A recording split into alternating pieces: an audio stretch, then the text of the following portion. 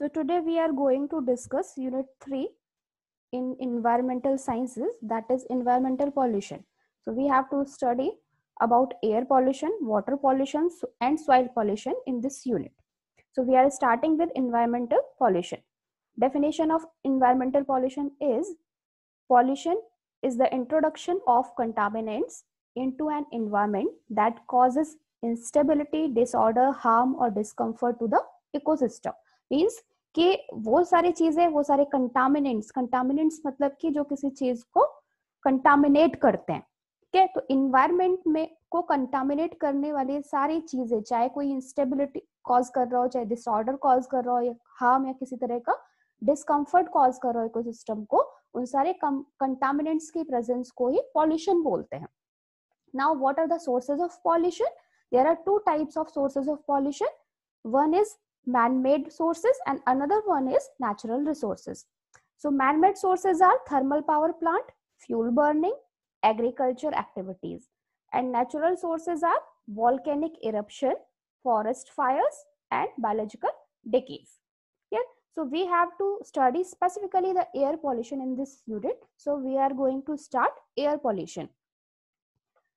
Air pollution may be defined as any atmospheric condition in which certain substances are present in such concentration that they can produce undesirable effects on man and his environment.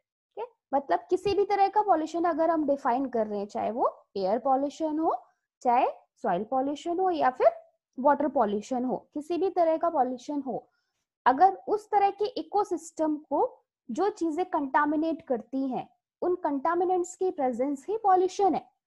तो अगर हम air pollution की बात कर रहे हैं तो air pollution मतलब कि एयर में प्रेजेंट वो सारे कंटामिनेंट्स, वो सारे पॉल्यूटेंट्स जो किसी भी तरह का हार्म प्रोड्यूस कर रहे हैं एयर के थ्रू इन्वायरमेंट को और मैन ह्यूमन बीइंग को, वो सारी चीजें आती हैं एयर पॉल्यूशन के अंदर. Next is classification of air pollutants. What is pollutants? अब यहाँ पे एक नया टर्म आया है पॉल्यूटेंट. तो पॉल्यूटेंट क्या करते हैं? वो सब्सटेंसेस जो पॉल्यूशन कॉज करते हैं उनको हम बोलते हैं पॉल्यूटेंट्स. तो क्लासिफिकेशन ऑफ एयर पॉल्यूटेंट्स मतलब एयर पॉल्यूटेंट्स किस किस कैटेगरी में हो सकते हैं? There are two types of air pollutants. First one is primary pollutants and second one is secondary pollutants. So what are the primary pollutants? Those pollutants that are emitted directly from the source and are found in the atmosphere in the form in which they are emitted called primary pollutants. Means वो pollutants जो directly source से atmosphere में release होते हैं उनको हम primary pollutants बोलते हैं. There are 5 types of primary pollutants. First one is carbon monoxide is produced when organic materials like natural gas, coal or wood are incompletely burnt. Vehicle exhaust are the single largest source of carbon monoxide. Means carbon monoxide जब organic materials को burn करने से, incomplete burning से जो carbon monoxide produce होती है, और vehicles में जो एग्जॉस्ट प्रेजेंट होते हैं, एग्जॉस्ट से कार्बन मोनोऑक्साइड डायरेक्टली रिलीज होती है एटमॉस्फेयर में, इसीलिए ये कैटेगरी आती है प्राइमरी पॉल्यूटेंट्स के under. Next is nitrogen oxides are found in vehicle exhaust which is also a primary pollutant. Next sulphur oxides are produced when sulphur containing fossil fuels are burn. जब fossil fuels को burn किया जाता है, sulphur containing fossil fuels को burn करते हैं तो उससे सल्फर ऑक्साइड प्रोड्यूस होता है जो प्राइमरी पॉल्यूटेंट है, जो डायरेक्टली एटमॉस्फेयर को अफेक्ट करता है. Next hydrocarbons evaporated from fuel supplies or are remnants of fuel that did not burn completely. वो हाइड्रोकार्बन्स जो फ्यूल सप्लाई से evaporate होते हैं या फिर कोई रेमेडीज जो उनकी बची हुई होती है जो कंप्लीटली बर्न नहीं हो पाते हैं, वो hydrocarbons, those hydrocarbons are primary pollutants. Next is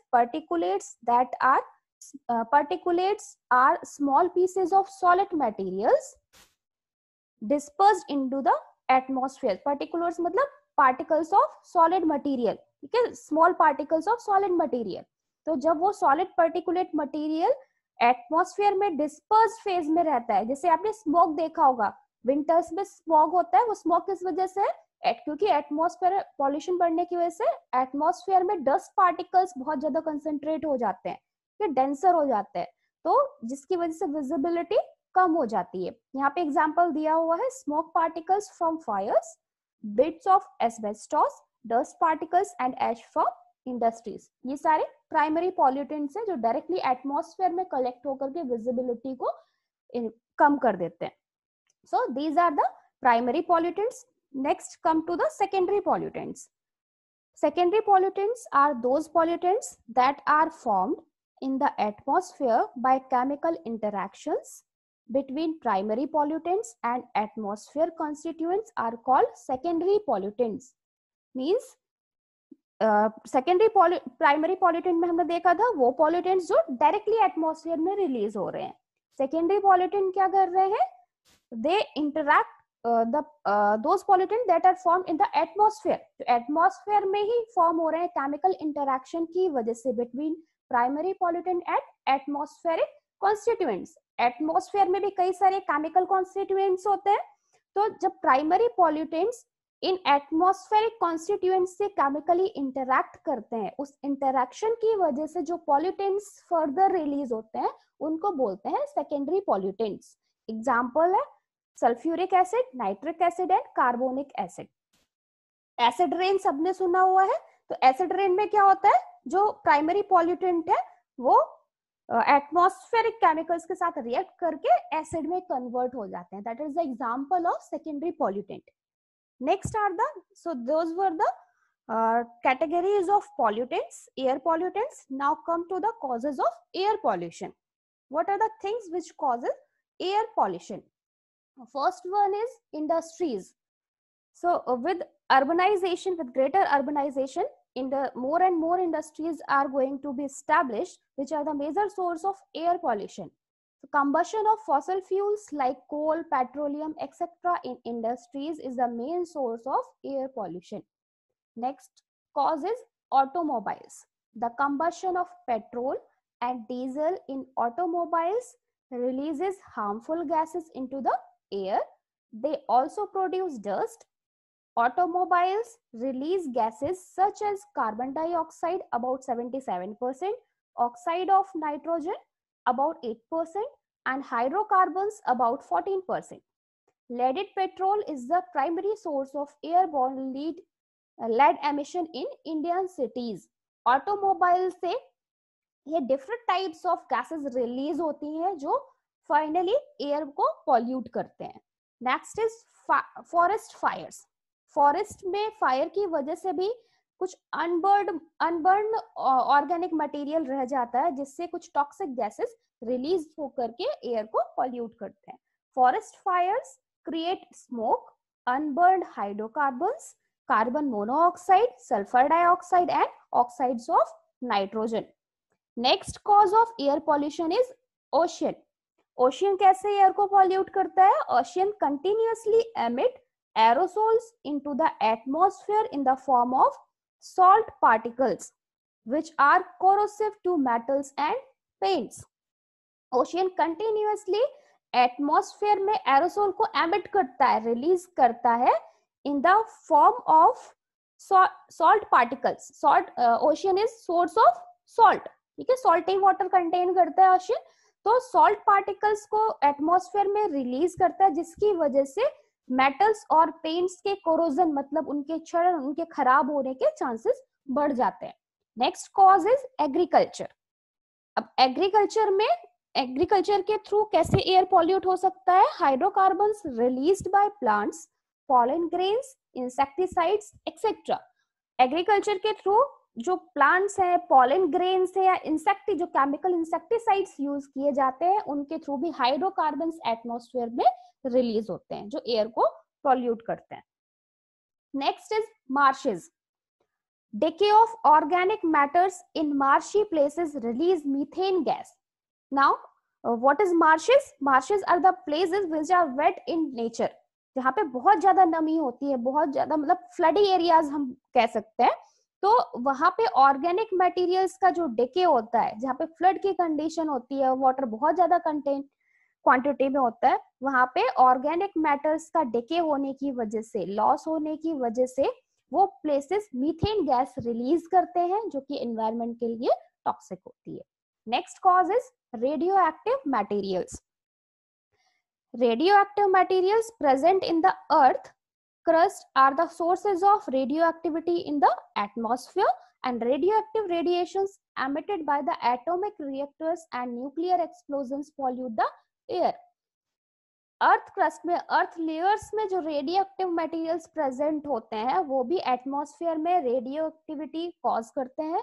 इसके साथ जो एटॉमिक रिएक्टर्स, न्यूक्लियर रिएक्टर्स होते हैं, जो न्यूक्लियर एक्सप्लोजन्स एक्सपेरिमेंट्स होते हैं, उनके थ्रू भी रेडियो एक्टिव रेडिएशंस जनरेट होती हैं जो एयर को पॉल्यूट करते हैं.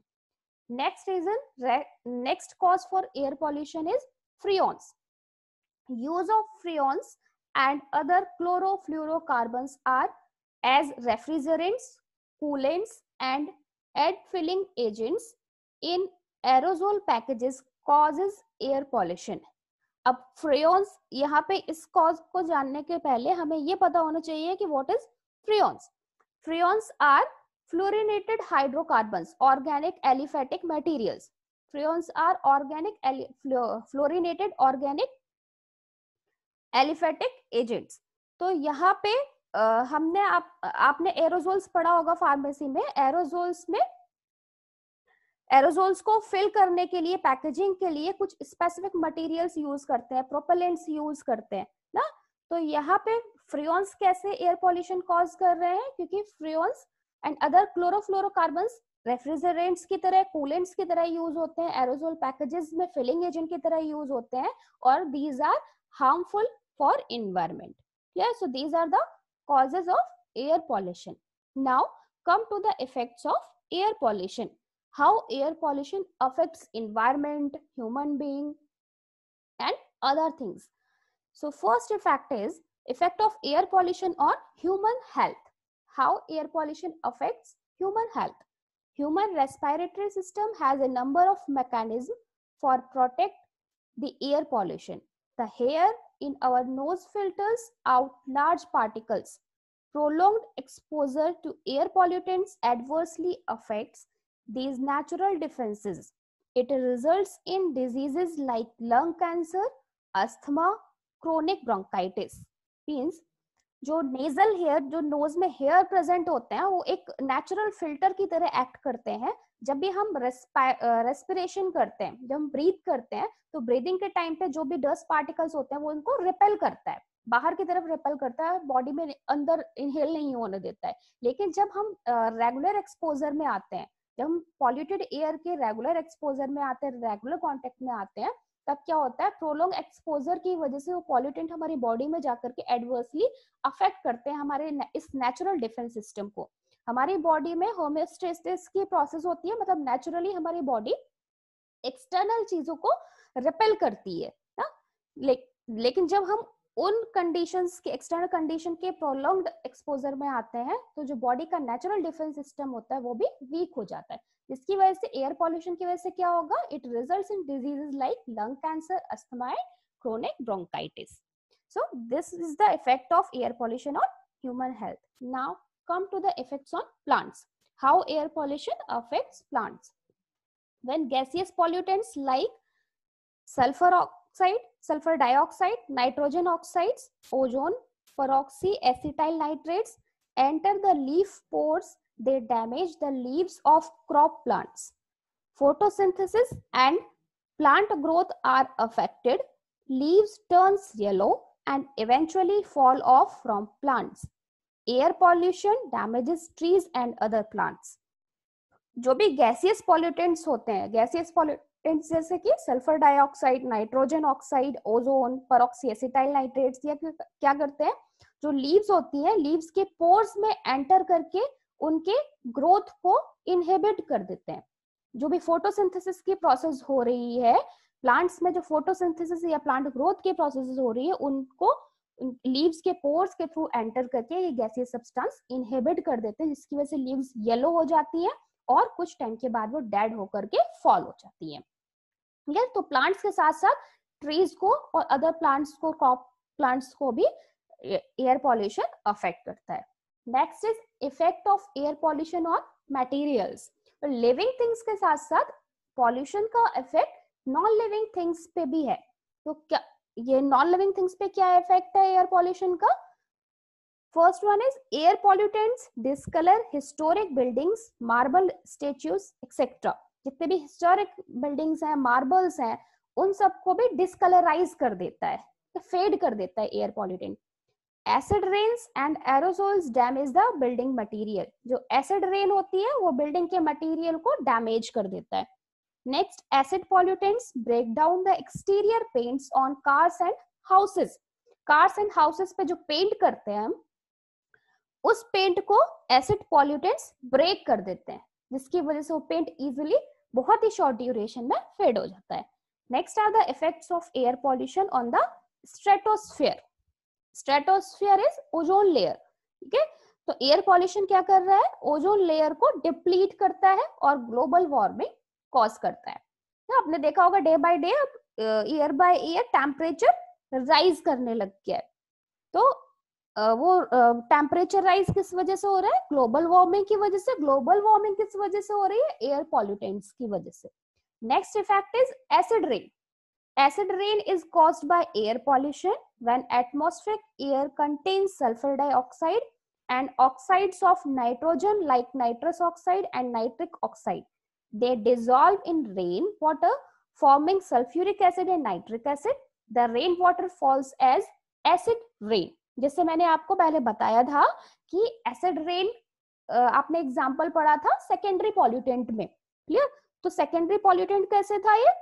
क्योंकि जो एटमॉस्फेरिक एयर में सल्फर डाइऑक्साइड और नाइट्रोजनस ऑक्साइड्स की जब अमाउंट बढ़ जाती है तो रेन वाटर के साथ में रिएक्ट करके वो सल्फ्यूरिक एसिड और नाइट्रिक एसिड में कन्वर्ट हो जाते हैं, जिसकी वजह से एसिड रेन होती है.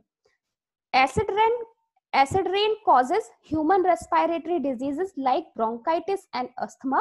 It damages trees, statues, buildings, metals and car finishes. सो अभी तक हमने एयर पॉल्यूशन की डेफिनेशन पढ़ी, उसके कॉजेस पढ़े और इफेक्ट्स पढ़े. अब हमें क्या पढ़ना है? Prevention of air pollution. Air pollution को कैसे प्रिवेंट कर सकते हैं? तो प्रिवेंशन क्या होता है कि जो कॉजेस हम पढ़ते हैं किसी भी चीज का, उन कॉजेस को टारगेट करके हम उस प्रॉब्लम को प्रिवेंट कर सकते हैं. So first preventive measure is source correction methods. Source correction method मतलब जो सोर्स ऑफ पॉल्यूशन है, जहां से पॉल्यूटेंट रिलीज हो रहा है, हम उस सोर्स को करेक्ट करके एयर पॉल्यूशन को कंट्रोल कर सकते हैं. सो सोर्सेज हमने क्या पढ़े थे? इंडस्ट्रीज थी. इंडस्ट्रीज में जो रिलीज हो रहा है, केमिकल्स रिलीज हो रहे हैं, पॉल्यूटेंट्स रिलीज हो रहे हैं, उनको इनहिबिट करके हम पॉल्यूशन को कंट्रोल कर सकते हैं. Industries make a major contribution towards causing air pollution. Formation of pollutants can be prevented and their emission can be minimized at the source itself. If the use of a particular raw material results in air pollution, then it should be substituted by another pure grade raw material which reduces the formation of pollutants. मतलब अगर हम ये identify कर लें कि कोई कौन सा particular type of raw materials industries में फॉर्मुलेशन के लिए कई सारे रॉ मटेरियल्स यूज होते हैं, तो कौन से रॉ मटेरियल की वजह से पॉल्यूटेंट रिलीज हो रहा है, हम क्या कर सकते हैं? उस रॉ मटेरियल की जगह पे कोई दूसरा सब्स्टिट्यूट ले सकते हैं, कोई प्योर ग्रेड का रॉ मटेरियल ले सकते हैं जो कंपैरेटिवली कम केमिकल रिएक्शन दे रहा हो, जो कंपैरेटिवली कम पॉल्यूटेंट्स रिलीज करता हो. इसमें एग्जांपल है low sulfur fuel which has less pollution potential can be used as an alternative to high sulfur fuels. जो fuels यूज करते हैं एनर्जी जनरेशन के लिए इंडस्ट्रीज में, उसमें हाई सल्फर फ्यूल की जगह लो सल्फर फ्यूल यूज कर सकते हैं as an alternative for source correction method. Next method to prevent air pollution is pollution control equipments. कई तरह के इक्विपमेंट्स भी यूज करते हैं पॉल्यूशन को करेक्ट करने के लिए, कंट्रोल करने के लिए. So there are some of the equipments like gravitational settling chambers, cyclone separators, fabric filters, electrostatic precipitators and wet collectors. Next method is using non-conventional sources of energy. No, what are the non-conventional sources of energy? Too much use of fossil fuels like coal and petroleum should be avoided. Next, hydroelectric and solar power should be used. जो भी non conventional methods हैं, जैसे कि non conventional मतलब होता है modern, conventional मतलब जो हम बहुत पहले से एंशियंट टाइम से यूज करते आ रहे हैं, फॉसिल फ्यूल्स बहुत पहले से यूज करते आ रहे हैं, कोल पेट्रोलियम, तो इनका यूज जो ऑलरेडी जो energy material fuel material present है उनका कम से कम यूज हो, जिनकी वजह से पॉल्यूटेंट्स रिलीज होते हैं। ज्यादा से ज्यादा सोलर एनर्जी या फिर हाइड्रो इलेक्ट्रिसिटी का यूज करें एनर्जी के फॉर्म में, जो कि पॉल्यूशन कम रिलीज करते हैं, जो कि पॉल्यूशन रिलीज नहीं करते हैं। Clear? Next method is planting more trees. Plants contribute towards controlling air pollution by utilizing carbon dioxide and releasing oxygen in the process of photosynthesis. Yeah, plants human being के, animals के, living के, atmosphere के, ecosystem के सबसे बड़े friend होते हैं। ठीक है, तो प्लांट्स जितने ज्यादा प्लांटेशन हम करेंगे एयर पॉल्यूशन उतना ही ज्यादा कंट्रोल होगा, क्योंकि फोटोसिंथेसिस के थ्रू प्लांट्स क्या करते हैं, ऑक्सीजन रिलीज करते हैं और एटमॉस्फेरिक कार्बन डाइऑक्साइड को कंज्यूम कर लेते हैं। Clear? So this is that's it about the air pollution. In next class we will study about the water pollution. Thank you.